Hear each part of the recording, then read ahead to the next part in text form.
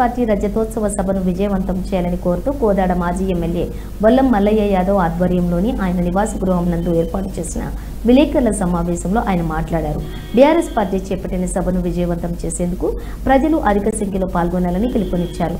మాజీ ఎమ్మెల్యే గొల్ల మల్లయ్య యాదవ్ మాట్లాడుతూ కేసీఆర్ పాలన ఒక స్వర్ణ యుగం లాంటిదే అన్నారు. ఈ సందర్భంగా సభను విజయవంతం చేయాలని ఇంటింటికి తిరుగుతూ ఆహ్వానించారు.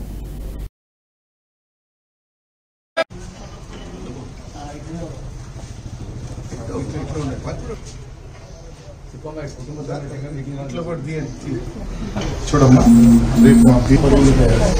రేపు మా పార్టీ బహిరంగ సభ్యులు వరంగల్లో మీరు మీ సార్ వచ్చి సకుటుంబంగా రండి.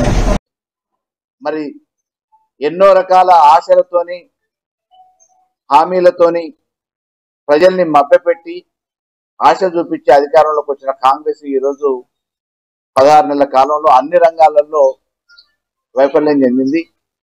హామీలు మాటలు నిలబెట్టుకోలేకపోయింది.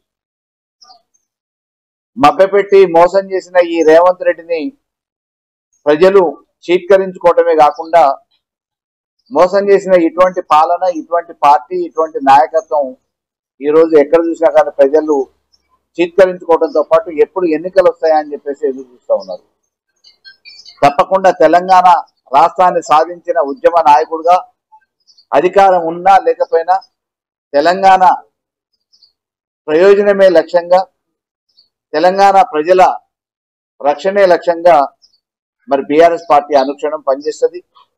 తప్పకుండా ఏ ఆశయం కోసమైతే, ఏ లక్ష్యం కోసమైతే ఈ రాష్ట్రాన్ని సాధించడమో ఆ లక్ష్య సాధన కోసం అధికారం ఉన్నా లేకపోయినా ప్రజల కోసం అనునిత్యం పనిచేయాలనే ఒక ఆలోచనతోనే సాగుతున్న ఈ సభని ప్రజలందరూ కూడా వీలైనంత వరకు భాగస్వామ్యం కావాలని కోరుతూ సెలవు తీసుకుంటాం. జై తెలంగాణ. రేపు 27వ తారీఖు జరిగేటువంటి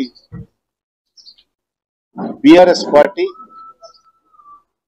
25 సంవత్సరాలు నిండిన సందర్భంగా ఏర్పాటు చేసుకున్న రజతోత్సవ బహిరంగ సభ ఎల్కతుర్తి వరంగల్ సభను జయప్రదం చేయాల్సిందిగా కోరుతూ, ముఖ్యంగా ఇది ఒక చరిత్రాత్మకమైనటువంటి సభగా నిలవబోతుంది. దేశంలో ఎన్నో జాతీయ ప్రాంతీయ పార్టీలు ఉన్నప్పటికీ బీఆర్ఎస్ పార్టీకి ఒక ప్రత్యేకమైనటువంటి చరిత్ర ఉన్నది. 14 సంవత్సరాలు ఉద్యమ నాయకునిగా కేసీఆర్, 10 సంవత్సరాల